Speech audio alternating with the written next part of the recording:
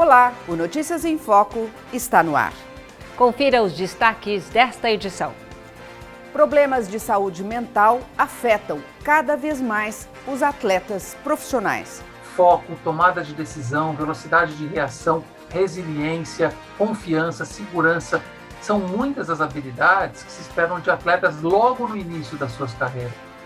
Música que transforma.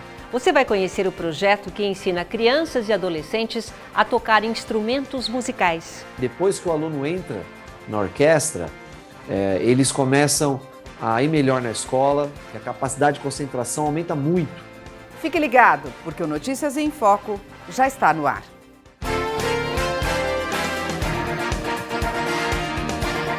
Simone Biles, Diego Hipólito, Michael Phelps, Poliana Okimoto. Medalhistas olímpicos que, além do destaque nas suas modalidades, têm mais uma coisa em comum. Todos tiveram e superaram problemas como depressão e ansiedade. O cuidado com a pressão psicológica sobre os atletas ganhou destaque nos Jogos Olímpicos de Tóquio e mostra a necessidade de cuidarmos da saúde mental. Se vale para esportistas, vale para a gente também. Um caminho de grandes conquistas.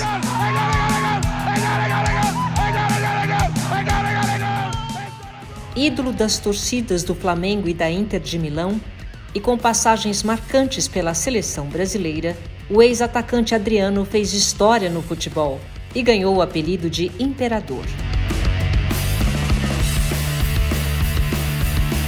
Até que no auge da carreira, ele deixou os gramados. Quando eu voltei da Europa, né? E eu peguei um tempo para mim, né? Ninguém entendeu. Adriano, larga milhão. Não quero saber. O importante é você saber ser feliz, cara. Não importa dinheiro. Nesta entrevista ao Players Tribune, o Didico, como também é chamado, não esconde as fragilidades. Eu preferi estar bem comigo com a minha família. Não me interessa. Era novo, né? O nego fala que eu fui burro, mas não fui burro, não. Porque na época eu perdi meu pai, e eu não ia mentir pro Moratti, cara. Aquele cara que me botou para jogar na Inter de Milão, eu não posso nunca disfarçar de jogar futebol. Ele que me deu a oportunidade de ser imperador. Então eu vou mentir pro cara. Até hoje, quando eu vou na Itália, até o pessoal me pergunta, pô, pá, por que você largou o futebol? Eu falei, porque as coisas foram acontecendo assim tão rápido na minha vida, que às vezes é difícil você também lidar com isso. É complicado. Pô, um cara que veio da favela, que não tinha nada, hoje está sendo chamado como imperador. Olha só. Olha a responsabilidade. Da favela para um estrelato mundial que não deixava Adriano feliz. No caso do ex-jogador, o gatilho foi a morte do pai. Eu não tava com cabeça não, negão. Não era mais eu. Depois que meu pai morreu, não vou botar a culpa no meu pai, não. Mas isso mexeu um pouquinho com a minha cabeça. Eu não conseguia mais ser eu. Eu não conseguia mais jogar. Sabe, com alegria. Sabe, com aquela paixão mesmo de... Eu não tava conseguindo, cara. Aí tava o Maurinho na época, né? Aí eu fui convocado pra seleção e falou, você não volta mais. Eu falei, você já sabe. E não voltei mais. Adriano é um entre dezenas de atletas que admitem sofrer com problemas de saúde mental. Uma situação cada vez mais comum. Ainda bem. Começa a existir uma abertura maior para o trabalho psicológico em relação à prevenção, promoção de saúde, mas ainda muito embrionário. O doutor João Ricardo Kozak é especialista no tema. Psicólogo do esporte, ele destaca a importância dos casos que ocupam manchetes ao redor do mundo, como foi com o Adriano. Elas são importantes, né, por um lado, para abrir a área, para mostrar a importância de trabalhos de prevenção e promoção de saúde no esporte, e por outro, infelizmente, mostra que as demandas, as pressões que esses atletas e essas atletas vivem no alto rendimento precisam de um cuidado e precisam de uma proximidade maior e uma compreensão maior dos dirigentes e dos treinadores para a importância da psicologia do esporte.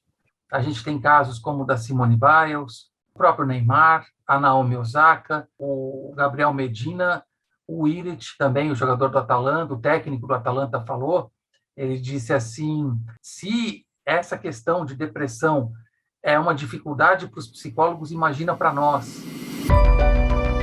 O atleta de alto rendimento tem algumas peculiaridades se comparado a profissões mais tradicionais. O acompanhamento da mídia e a aposentadoria precoce antes dos 40 são os que mais chamam a atenção. Esse curto tempo de ápice no rendimento precisa ser muito bem aproveitado. Em regra, isso quer dizer treinos frequentes e pouco espaço para experiências fora do esporte. Transformações da infância para a pré-adolescência, da pré-adolescência para a adolescência, e junto a isso, as exigências do alto rendimento, que não são poucas, e junto-se a isso também as exigências de cada modalidade que tem sobre o controle da concentração, a diminuição da ansiedade, a redução da ansiedade pré-competitiva, foco, tomada de decisão, velocidade de reação, resiliência, confiança, segurança. São muitas as habilidades que se esperam de atletas logo no início das suas carreiras. No Brasil, a Lei Pelé prevê a obrigatoriedade de assistência psicológica aos atletas pelos clubes formadores. Na prática, o atendimento está concentrado no futebol, modalidade em que se baseou a norma que gere o esporte brasileiro. E você encontra ali 6 ou 7 clubes apenas que investem no trabalho psicológico. A gente está muito atrasado, perto de clubes grandes de referência na Europa, como Real Madrid, Barcelona, Ajax, Bayern de Munique, onde eles têm um psicólogo em geral para cada categoria, um no infantil, no juvenil, nos juniores, um no profissional. Cada atleta que vai migrando de categoria vai recebendo o apoio psicológico da categoria seguinte. E quanto antes o trabalho psicológico começar, melhor. Ele deve se iniciar nesse período da infância, pré-adolescência, adolescência, até porque é o início, os primeiros passos na direção do sonho desses atletas, né? E isso ocorre concomitantemente a toda a revolução psicológica, emocional, social, afetiva, fisiológica, vivida por essas pessoas entre 11, 12, 15, 16 anos. Como a gente sabe que ainda não há essa cultura, né, em boa parte dos esportes, o que a gente aconselha é que, ao ter um desconforto, ao ter pensamentos recorrentes, tristeza, angústia, dificuldade para dormir, alguma mudança no ritmo alimentar, ou qualquer coisa no campo social, nas relações, que busque logo um trabalho psicológico para que isso não ganhe uma dimensão que obrigue o atleta futuramente a ter que fazer uma pausa na carreira para olhar apenas a saúde mental. O trabalho psicológico ele deve englobar o atleta como um todo e não enxergá-lo apenas como uma máquina esportiva de fazer resultados e performance, mas também, e antes disso, um ser humano. Um complicador moderno que entra no caminho do psicológico dos atletas são as redes sociais. A rede social é um espaço altamente impessoal para que os atletas levem o que é dito de forma tão pessoal. Segundo o professor, buscar uma palavra positiva num ambiente assim não é o mais adequado. É fundamental que os atletas entendam que, se eles se balizarem o seu desempenho, a sua performance, por aquilo que é dito em rede social, ele vai ser sempre um refém de vozes outras que de nenhuma pessoalidade encontra diante do seu esforço, diante dos seus treinos, diante do seu momento de vida. Então, as redes sociais, eu diria que elas representam um risco para atletas que não têm a certeza, não têm a convicção da sua identidade, do seu valor e do seu esforço. Esforço que acontece no silêncio, em treinos longos e solitários, em busca da perfeição nos movimentos.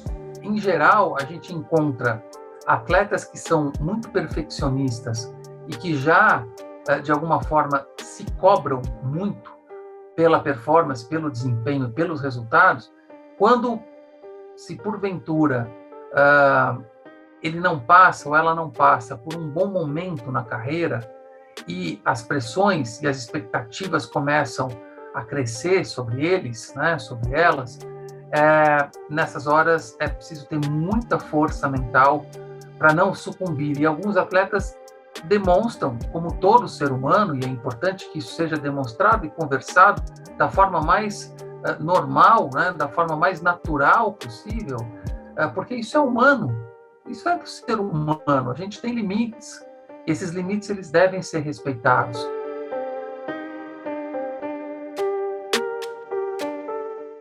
Em resposta aos casos de depressão e ansiedade, o Comitê Olímpico Internacional criou um questionário de rastreamento e prevenção de transtornos mentais, o que nada mais é do que formar uma rede de apoio. É acompanhar o desenvolvimento não só técnico e físico, mas do psicológico, e preparar o atleta para enfrentar as pressões por resultados. E agora vamos falar de um problema que afeta 4 milhões de mulheres no mundo todo. A falta de itens básicos de higiene durante o período menstrual. E o que é pior, viu, Silvia? Muitas delas nem sabem o que é um absorvente. E a ONU admite que isso, Malu, é uma violação dos direitos humanos e que precisa ser tratada como uma questão de saúde pública. Aqui em São Paulo, um grupo de amigas abraçou essa causa. Elas arrecadam e distribuem itens de higiene a mulheres em situação vulnerável nas ruas. A menstruação é um processo natural na vida de toda mulher. Mas o assunto ainda é cercado de tabus e pouco se fala sobre as dificuldades que muitas pessoas enfrentam durante o período menstrual. Um estudo mostrou que no Brasil, 25% das meninas, mulheres e homens trans não têm acesso a itens básicos de higiene. Aí quando não tem absorvente eu corto umas roupas tipo que meu filho não usa mais, aí eu corto e faço de paninho e vou colocando, aí eu vou lavando, aí eu corto tipo 4, 5 camadas, às vezes até machuca, até incomoda, né? Esse problema quase invisível aos olhos da maioria da população impacta a autoestima e traz riscos à saúde de quem precisa, todo mês, buscar soluções alternativas. Normalmente elas usam jornais ou papel, e isso são produtos potencialmente contaminados. Então a gente pode ter até o síndrome de choque tóxico, que é quando a gente espalha a bactéria por todo o corpo. A diferença social afeta muito essas meninas, então a gente sabe que pessoas que em situação de rua têm muito menos acesso do que as outras classes sociais. Então, todos os meses, a gente sabe aí que as meninas que menstruam mais ou menos dos 10 aos 13 anos já começam a ter problemas mensais. Então, isso é bem difícil. Segundo o relatório Impacto da Pobreza Menstrual no Brasil, 1 em cada 4 adolescentes não tem recursos para comprar absorventes e até deixam de ir à escola por causa disso. Tem uma grande evasão escolar. A gente sabe aí que de 15 a 17 anos, mais ou menos 26% das meninas não tem dinheiro para comprar absorvente. Então, algo que é fisiológico, ou seja, algo que é normal, tão normal quanto ir ao banheiro, vira todo mês uma guerra para aquelas meninas. A falta de apoio e de iniciativas públicas para combater a pobreza menstrual sensibilizou um grupo de amigas que já atuava em projetos sociais em São Paulo e no Rio de Janeiro. Nós ficamos chocadas e entendemos que a gente não poderia ficar indiferente vendo essa situação. Elas criaram o projeto Absorver, que arrecada e distribui kits de higiene nas ruas de São Paulo e em comunidades carentes. Começamos com kits só de absorvente. Passamos por kits que tenham papel higiênico, lenço umedecido, preservativo, e todos os nossos kits atualmente vão também com as calcinhas. Se a gente recebe alguma outra doação, como já veio, por exemplo, de shampoo, condicionador, óleo de coco, batom, a gente coloca também. Mas a nossa entrega prioritária hoje é de absorventes e de calcinha para todas as pessoas menstruantes que a gente atende. Por mês, o grupo distribui entre 8 e 10 mil kits. Além das doações, elas organizam palestras sobre saúde feminina. Uma ação educativa para diminuir o preconceito e o medo de falar sobre menstruação. O que é menstruação, como funciona o ciclo menstrual, por que o seu corpo gera esse sangue. Muitas pessoas menstruantes não sabem por que elas menstruam. Então a nossa ideia é poder trazer para essas pessoas um pouco do contexto do que acontece no corpo dela. Então a educação com certeza é o primeiro passo aí para a gente começar a mudar um pouquinho esse tabu da menstruação. Além do projeto Absorver, outras iniciativas pelo Brasil também recolhem e distribuem kits com absorventes, como Lasticas de Chico, em Belo Horizonte, Minas Gerais, o Oxente Meninas, na Bahia, e o Absorventes do Bem, em Porto Alegre.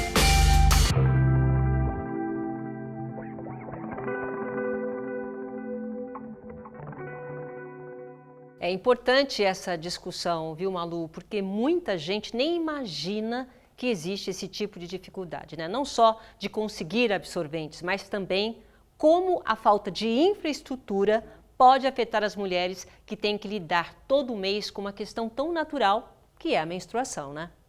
E olha só, Silvia, aqui no Brasil, apenas alguns estados têm leis que consideram os absorventes itens de higiene básica.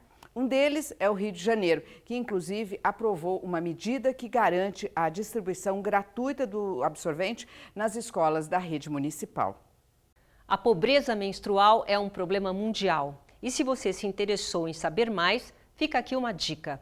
Um documentário chamado Absorvendo o Tabu mostra como um grupo de mulheres de uma região rural na Índia conseguiu superar a falta de absorventes e movimentar a economia local. E essa produção ganhou Oscar de melhor curta-metragem em 2019 na categoria documentário.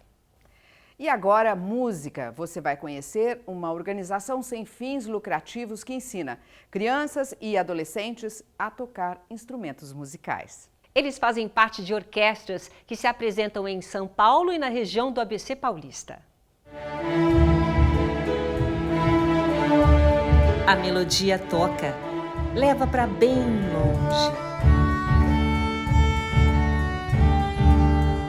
A um lugar onde a esperança regenera e sensibiliza os ouvidos que podem ouvir.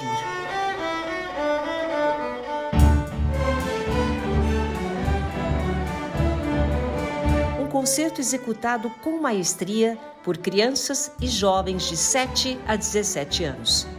Todos alunos do projeto Locomotiva, uma ONG dedicada ao ensino da música. Nossa principal atividade é a orquestra em cima do palco.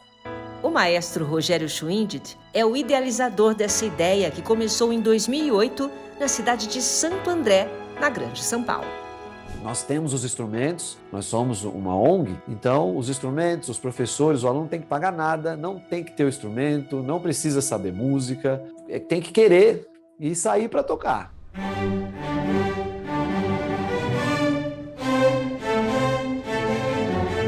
Mas para chegar ao palco é preciso envolvimento e prática, muita prática.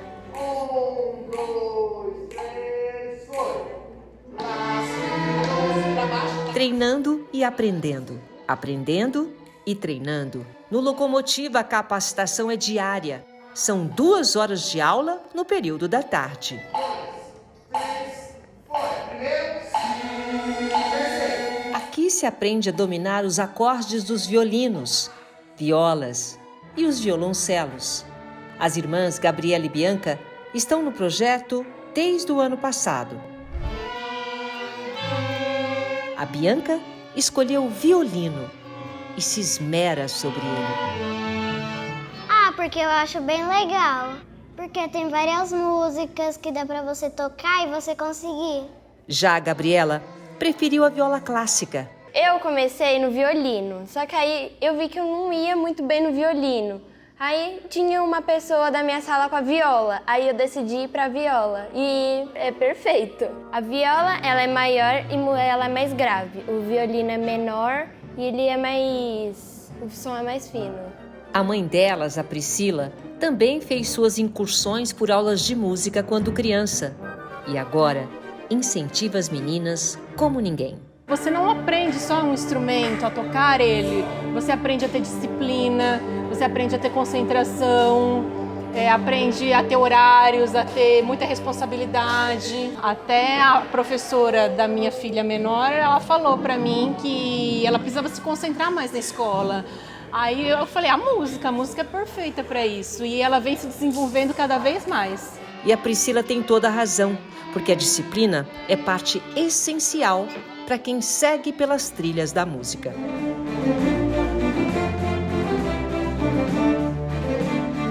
Além da disciplina, respeito, criatividade, trabalho em grupo e a igualdade estão entre os valores fundamentais representados pelos vagões dessa autêntica locomotiva musical. O nome, assim, ele foi pensado porque a gente tem essa pretensão de passar uma série de valores, de princípios para eles, que eles vão carregar para a vida toda. E depois que o aluno entra na orquestra, eles começam a ir melhor na escola, que a capacidade de concentração aumenta muito. Então, 2 horas tocando um instrumento todos os dias, quando ele vai para a escola, ele já está habituado a se concentrar em algo, em estudar, ele está habituado à disciplina, porque não pode chegar atrasado, né? Tem que tocar a nota certinha, não pode ser de qualquer jeito, está acostumado com o trabalho em equipe. E aí isso impacta de uma maneira assim muito forte a vida deles. E são muitas histórias tocadas pela música.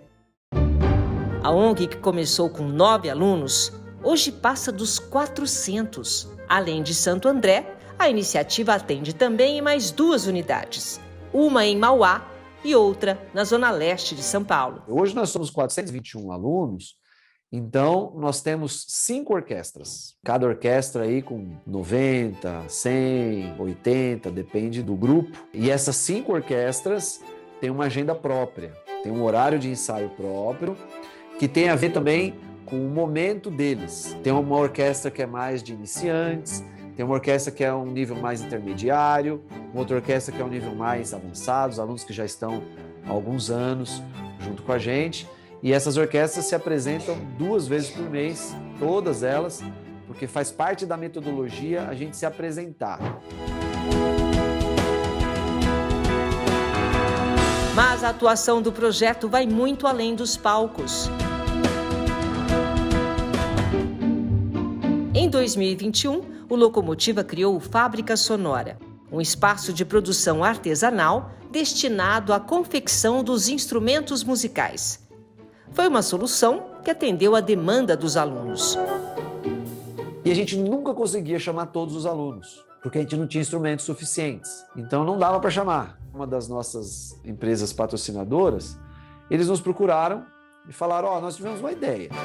A gente produz PVC, eles fazem o PVC, e a gente gostaria de tentar fazer instrumentos de orquestra de PVC. E quem diria? A ideia deu certo. E o PVC usado para fabricar canos virou matéria-prima desta oficina dedicada à luteria, que é a arte de produzir e consertar os instrumentos de corda. Entra um cano e sai um violino, entra um cano, sai um violoncelo. É um negócio assim muito joia. Por conta dessa luteria, a gente consegue chamar todos os alunos agora. É bem por isso que os instrumentos que saem do Fábrica Sonora são assim, branquinhos e ecológicos. E eles se misturam na orquestra para tornar os concertos democráticos e acessíveis, tanto para quem toca quanto para quem ouve. A música é para todos. Daqui saem acordes de Chopin, Mozart e Beethoven.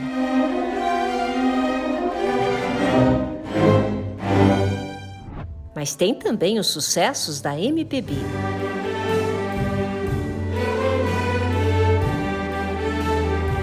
E claro, não poderia faltar a trilha de uma das maiores bilheterias do cinema, o clássico Carruagens de Fogo.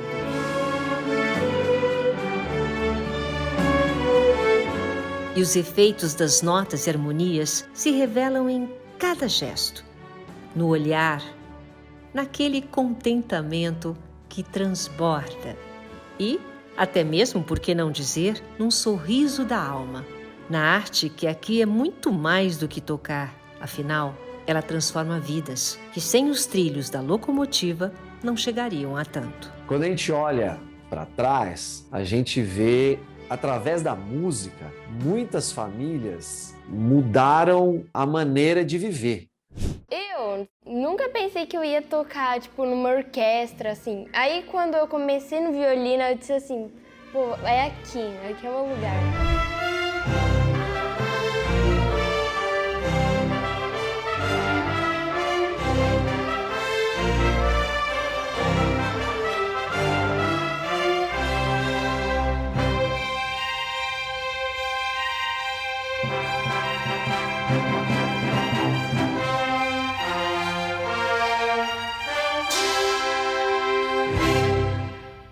Só lembrando que as aulas do projeto Locomotiva são gratuitas e podem participar crianças e adolescentes de 7 a 17 anos que estudam no ensino público. O site do projeto, para quem quiser mais informações, está aqui na tela.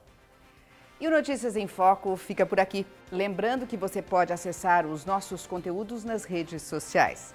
E vamos encerrar com o projeto Locomotiva, né, Malu? Isso mesmo.